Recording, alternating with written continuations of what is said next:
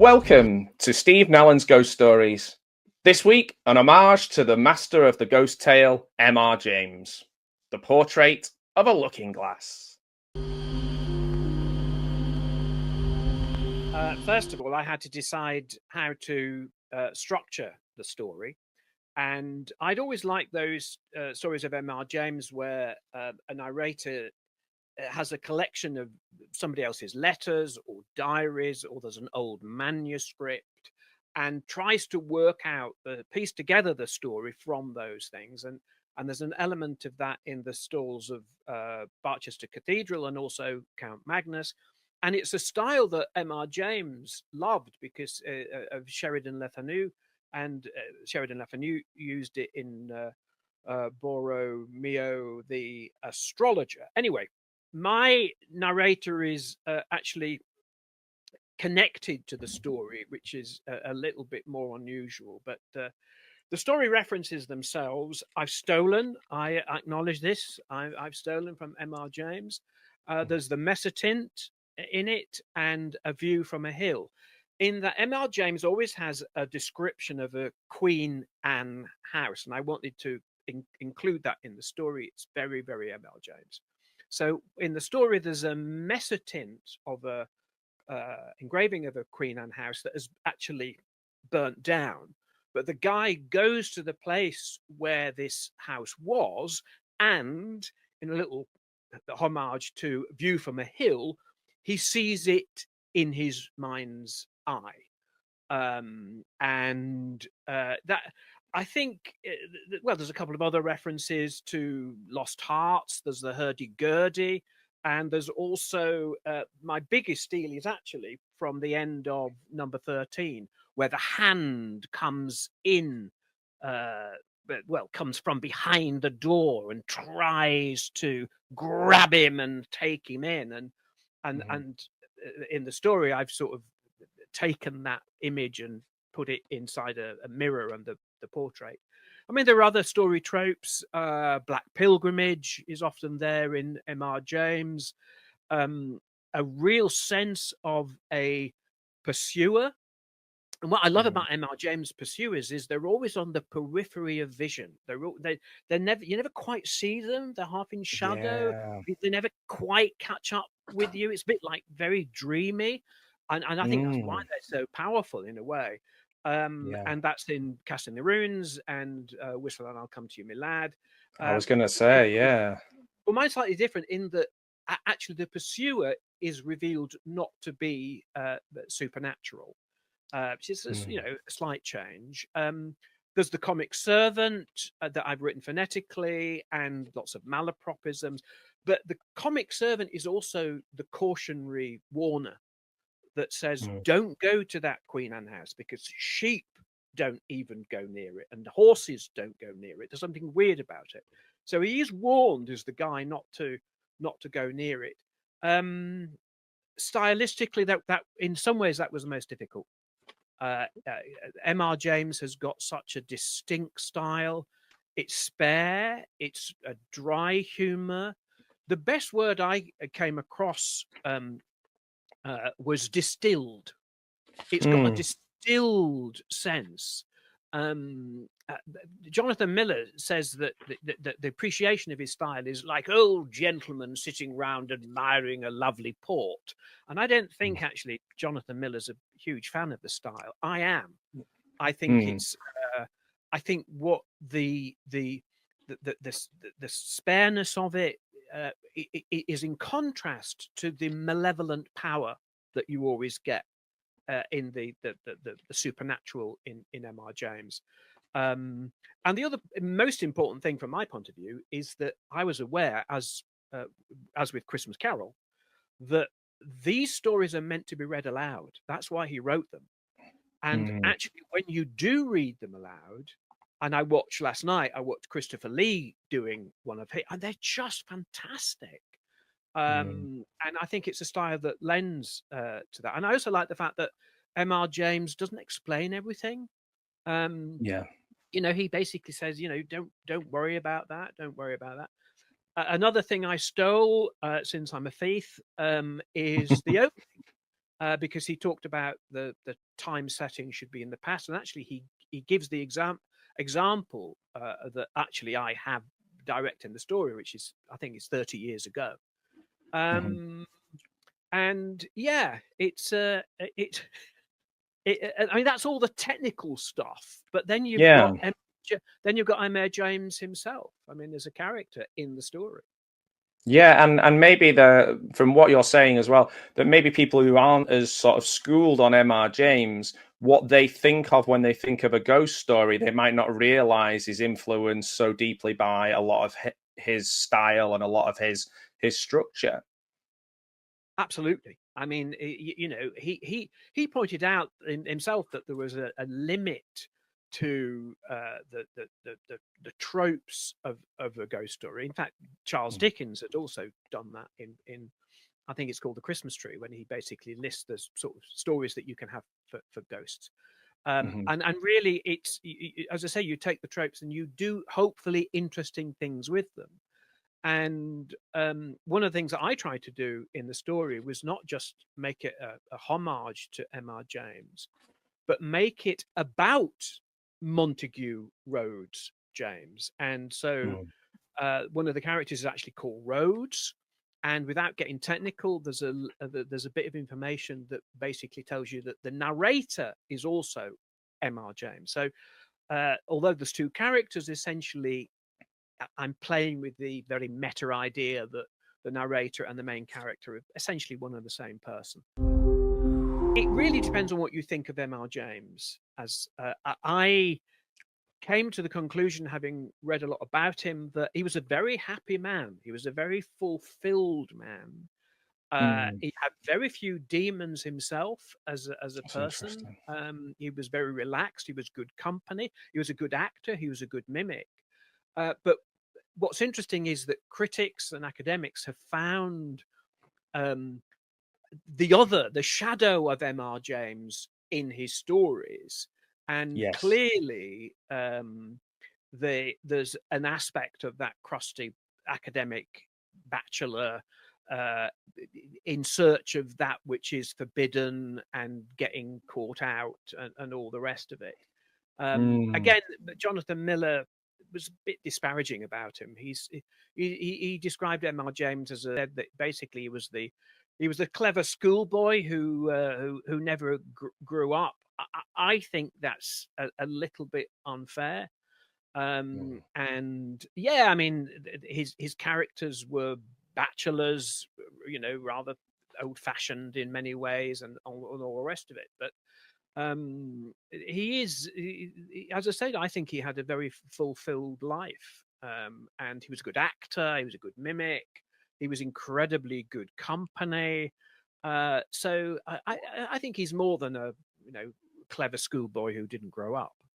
Yeah, that's interesting, because often I think you mentioned in the past when we've discussed people writers of ghost stories, you've said, you know, they seem to meet a sticky end, or they have real deep-seated issues and seem unhappy, and this isn't the way that we're led to believe M.R. James behaved or lived his life. For somebody who people sometimes say the father of folk horror, which would make you think of this kind of shadowy. Well, here's the thing about the potential shadow of M.R. James, and this is often talked about, and I think we'll talk about it later when we discuss the book pairing.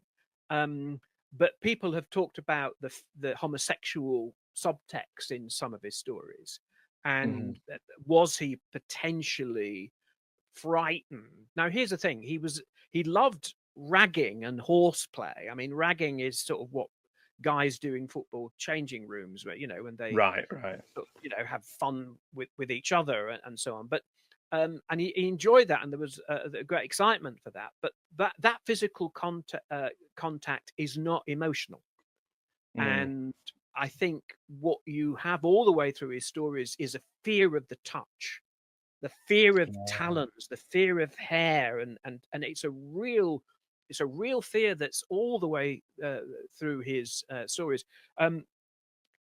There are some people who overdo it. I mean, in terms of the fear, this is people have actually written entire dissertations based on this, because his fear of vagina dentata, the vagina with teeth. And this is a description very of Lovecraft. well, absolutely. What he touched was, according to his account, a mouth with teeth and with hair about it, and, he declares, not the mouth of a human being. I think you can overdo the vagina dentata side of those monsters or those creatures in M.R. James, but I don't think he was a misogynist, but he was just very old-fashioned and liked male company. I think the stories work as stories. Forget about who this man is. So when I first started watching M.R. James in the early 70s with the BBC films and so on, they worked for me as stories. I knew nothing about the man. And I did notice each year there was this Mr. M.R. James, and I thought, oh, it's going to be a good one because it's by this M.R. James. I didn't know it was a man or a woman. We've just been discussing how wonderful it is to hear these spooky tales of M.R. James out loud, and we're going to hear it. Steve, tell us a little bit about what we have in store for us. Well, this is a sort of combination of View from a Hill, where it's in his mind's eye, and the Mezzotint. And basically, it's one of M.R. James's descriptions of his beloved Queen Anne houses. But there's a bit of a twist at the end. The next section of the narrative I offer in part as I heard it from Rhodes himself on the night of All Hallows Eve, when he rattled on the windows of my college rooms. To aid the reader, I should add that the manner in which he spoke of the Queen Anne house he had seen earlier in the Mezzotint, by then uneven ground, overcome by nettles and its trees stubbed up, was as if he were in a living dream. When my path through the woods came to its end, there, a furlong or so beyond, was where the great house once stood. I walked towards the stone pillars still standing proud, and placed myself where iron gates once hung. And there I let my fancy bring it all back to life. From the surrounding high stone wall, 2 lines of noble oaks, green and luscious, guide the eye along the drive, where a pack of Springer Spaniels chase a fox. In the yellow gravelled open courtyard, a pair of footmen stand aside a coach, awaiting their master's departure. Behind them is the great house, so refined and pleasing to the eye. A square red brick dwelling, detailed with light stone and neatly cut masonry quoins in the corner walls, with a sweep of steps leading to the carved stone doorcase. 3 lines of precisely positioned sash windows flush to the brickwork accentuate the perfect symmetry of the house design.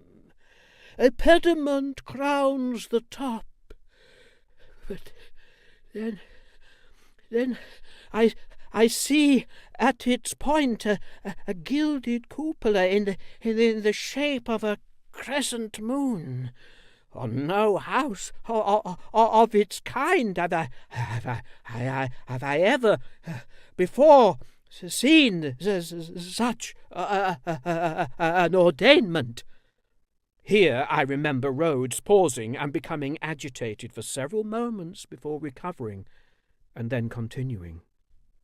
The hour is past 4 in the afternoon, for the sun is declining in the heavens, and there, above the hip roof, is The reddening sky is my first sight of the new moon. It is like a spell, for without thought I step across the threshold of the gated pillars. It is only the moon, yet somehow it is blinding, and I must look away, except what I descry as I lower my head is its very reflection in a puddle of fallen rain.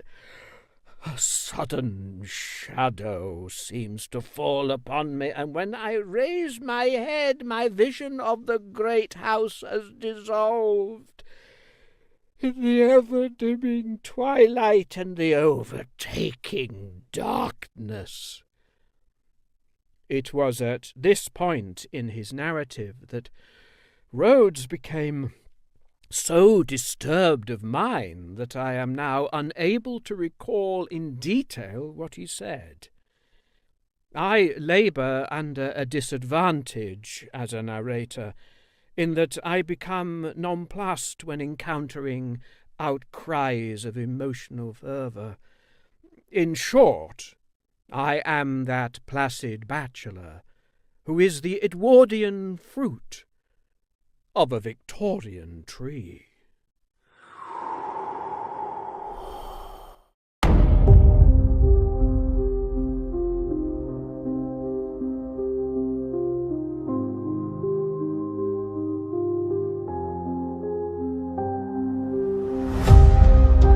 Believe in ghosts, Professor? Ghosts? I mean, there's no broad consensus about what a ghost is there? The spirits of the dead. Does it really mean anything either?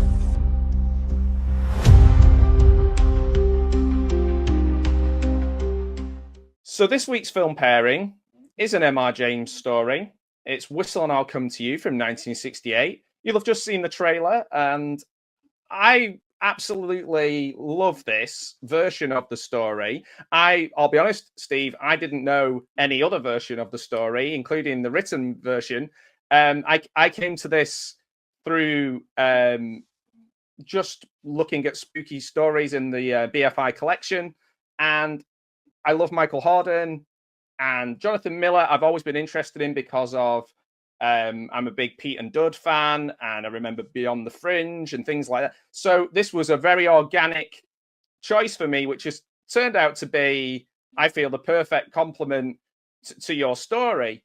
One of the things that I'll say about this, it reminds me of grim British seaside holidays. For some reason, this story or this version of it makes me smell kippers. Like when people used to love having kippers for breakfast. You know, it's quite grim. There's coastal erosion discussions, and Michael Hordern is, and to take us back to what we were discussing earlier on, I love his portrayal of the character because he does come across as a bit of a big kid, and it does have that classic supernatural element where it's just out of reach, or you're not sure what it is, which makes it incredibly spooky because for me it's that juxtaposition with the banal, bland seaside experience and this strange otherworldliness. How does it compare to the M.R. James's story?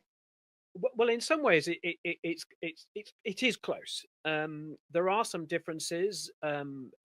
Parkin, not Parkins.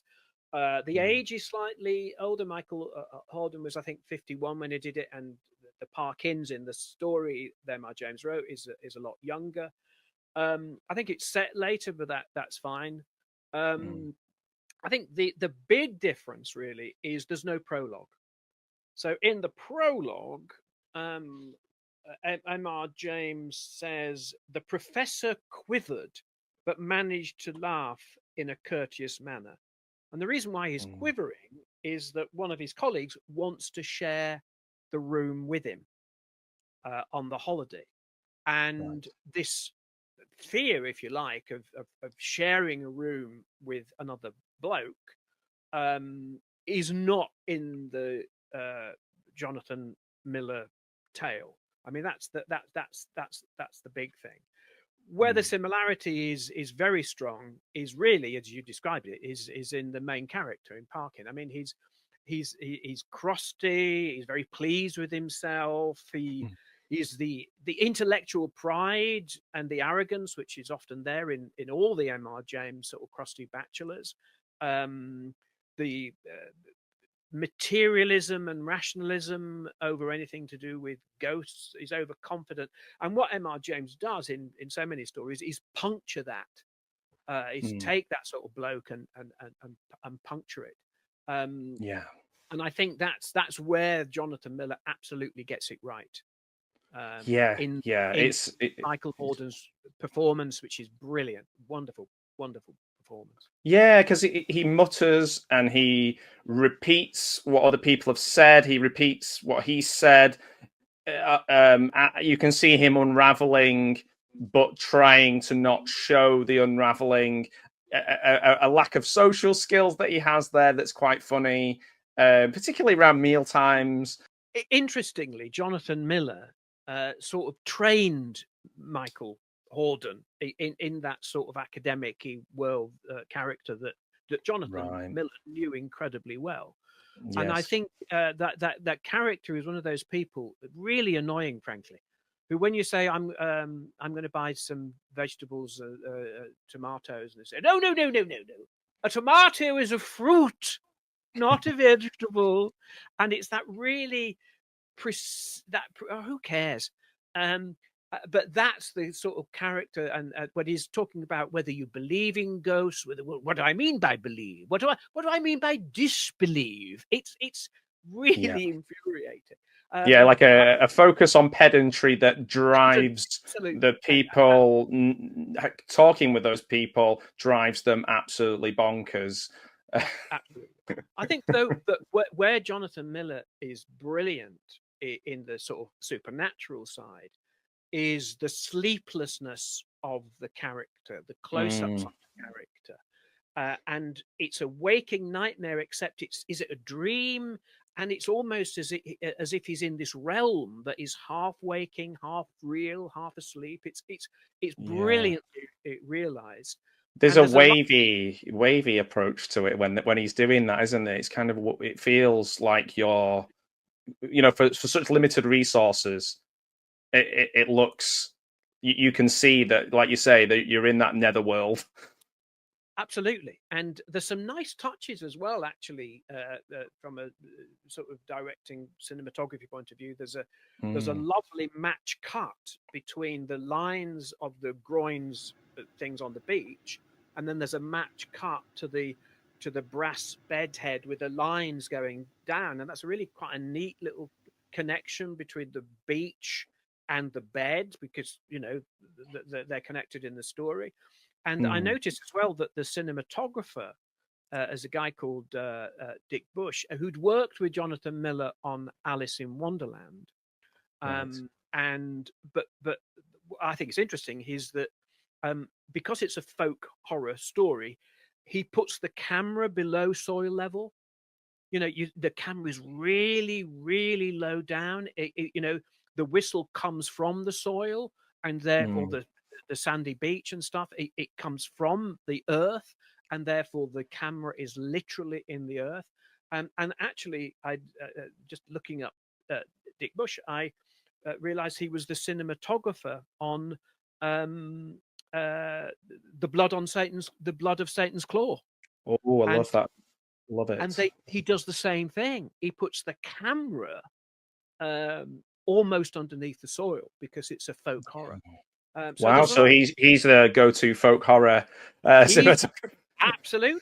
Wow. And that the black and white photography of Miller's version is it's top ghost story, and it really is, as you say, really, really spooky. And Mike, there's almost nothing wrong with it. In fact, there is nothing wrong with it. Yeah. I was going to ask you actually your opinion on. So I remember reading somewhere, and I can't even quote who it was, but the idea was that that the professor has this neurological condition, this idea of a presence is the issue. So somebody who is obsessed with ideas and, like you say, the pedantry of really breaking things down to such a fine point, that would drive you crackers anyway. But the idea of, is there something there? What is it? And not being able to explain it. Do you think this nails that in the same way as the story, or does it add to it in a different way? Well, here's the sort of interesting thing. Mark Gatiss asked Jonathan Miller what the professor would be like when he went back. And Jonathan Miller was very dismissive. He said, well, he'll just say it was all a dream. And Mark Gatiss basically, I think his face said, no, the point is he's truly disturbed by this. And, he knew it was real. He knew that the bedsheet came alive and came towards him. And that would have changed his attitude towards the supernatural. And also, it's not just the bedsheet, it's the whistle. It's the whistle of the wind. The whistle, very folk horror thing, of the whistle creating the wind. It's from that sort of pagan folklore tradition. So I think that his no is a really disturbed man who will never recover from it. That's my reading of it anyway. Yeah, I mean, if he's had it proven, if it he's got the sort of irrefutable proof, then that's what somebody with his mind needs. We weren't quite sure what sort of image to have for this story. And I said, well, ideally, we'd like an image of M.R. James himself. And then I found on the internet a very young M.R. James.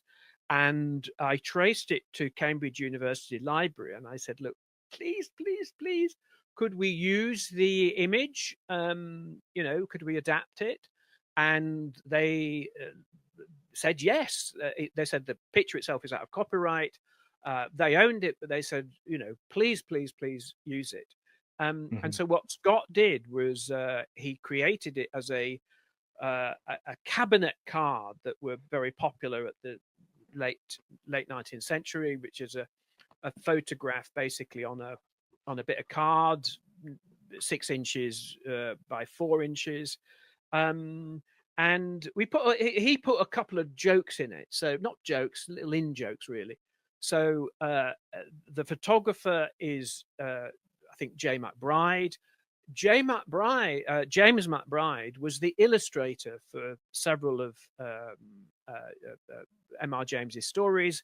And here you can see, some of the illustrations that he did, including A Whistle and I'll Come to You, Me Lad. And so anyway, Scott created the young M.R. James and put a little sort of curtain behind him. And I said, would you mind just adding just here?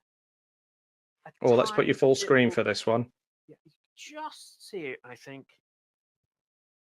You can just see it, a little skeleton hand. You can probably see it on the on one of the images better. So I asked Scott if he wouldn't mind just adding a tiny little skeleton hand, which is sort of half seen, half not seen, which is very M.R. James. Is it there? Isn't it there? Once you know it's there, it's very, very threatening, even though it's so tiny.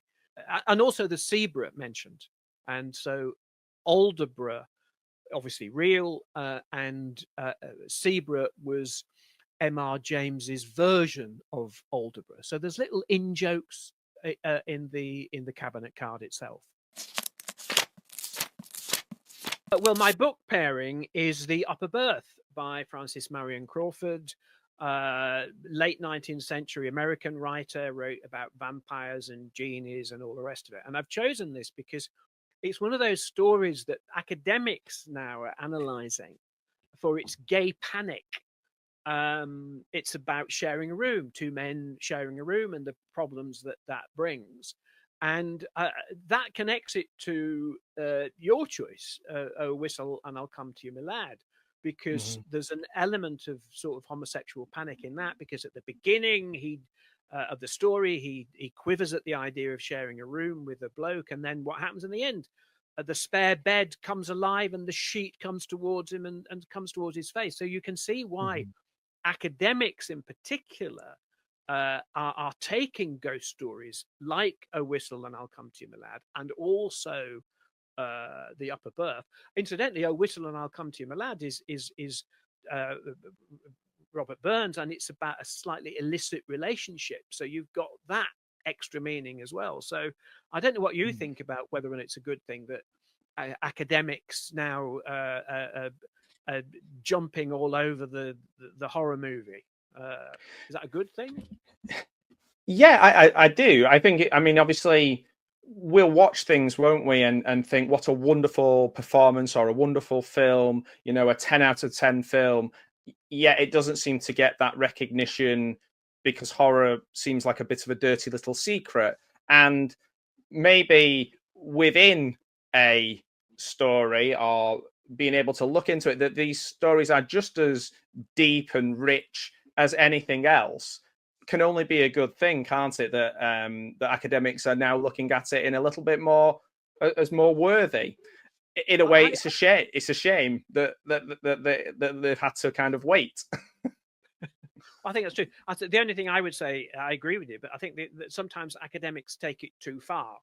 And in a way, my little essay at the end of as an appendix at the end of the collection, which is the academic who does a talk on The Upper Berth from a sort of queer studies perspective, using words like, you know, looking underneath the lust lines and sticky words that have double meanings.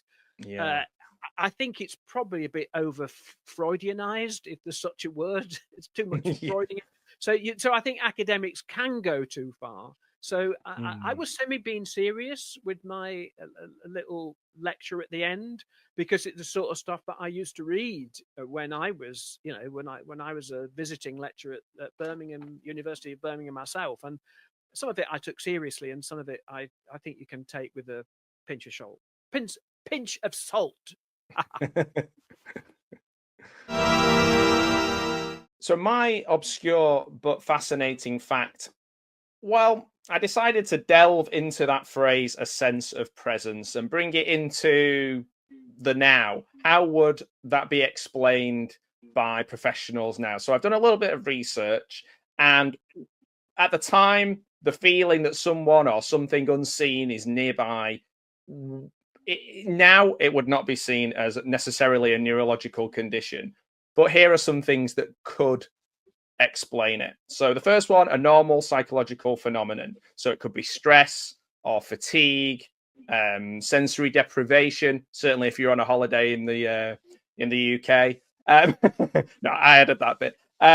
The second one could be, well, I was just thinking of grim kippers in Skegness when I was younger. So that would that count as sensory deprivation? Absolutely. Maybe that would send anybody crackers. Well, the second one, different areas of the brain. So it could be something such as the limbic system, which handles emotions. So it could be that he was struggling with something along those lines, which links into things like sleep apnea and sleep paralysis. So these are all quite explainable. Sleep disorders will lead into that. And then it could also be hallucinations from schizophrenia or PTSD. But really, when I delved, is that even a word? Yeah, delved into this. Oh, yeah. Dove. I was going to say dove. When I looked into this deeply, I could not find any explanation, and in a way that makes me even happier, because I don't think M.R. James would want me to have a definitive explanation. So that's my obscure but fascinating fact for this week. Well, mine actually comes from the text of A Whistle and I'll Come to You, Me Lad. I can figure to myself something of the professor's bewilderment and horror, talking about the bed sheet, for I have in a dream 30 years back seen the same thing happen. And that's not just the narrator of a fiction, because in one of the introductions, M.R. James says, I often get asked whether these stories are based on my own experience. To this, the answer is no, except in one case specified in the text where a dream furnished a suggestion. So the bed sheet coming alive came from one of M.R. James's dreams when he was about 12 years of age, if that's the case. So that's my obscure but interesting fact. Oh, wow. I just want to also say that Bram Stoker's Dracula came from a dream. Horace Walpole's Castle of Otranto came from a dream. Robert Louis Stevenson's Dr. Jekyll and Mr. Hyde had dream origins. Plus, of course, Dario Argento. And recently I read that C. Robert Cargill's screenplay for Sinister was based on a dream of him finding home movies in the attic that had murders on them. So the best thing you can do if you want to be a writer is go to sleep and dream a lot. Have your pad. You've got to have your pad at the side of your side of your bed. My takeaway is something that Wes Craven says about horror in general, and he says, "You don't enter the theatre and pay your money to be afraid. You enter the theatre and pay your money to have the fears that are already in you when you go into the theatre dealt with and put into a story." And I think that's absolutely right. I think that's the reason why we turn to horror. And in a way, I think whether it's fair to M.R. James or not, I don't know. But there is a fear that I think is there in his stories. And that is what I've tried to, a fear of touch and a fear of closeness. And that's the fear that I've tried to put into the narrative itself.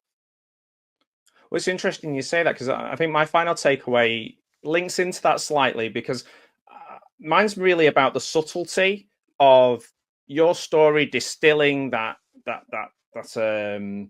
style, but also the subtlety of M.R. James's work that really adds to how we can decide how we take that story. So through the study and the discussions that we've had about it, I've got a much richer understanding of the story, but equally, when I watched it on a purely textual level, I loved it. I just loved it as a ghost story.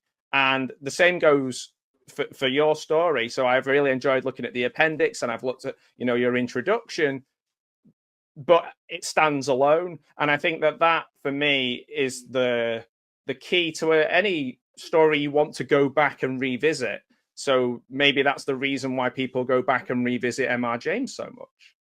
Well, I think all stories have their own hinterland of, what created them, but they've got to work by themselves as little islands. And, and that's what we all try to do, I think.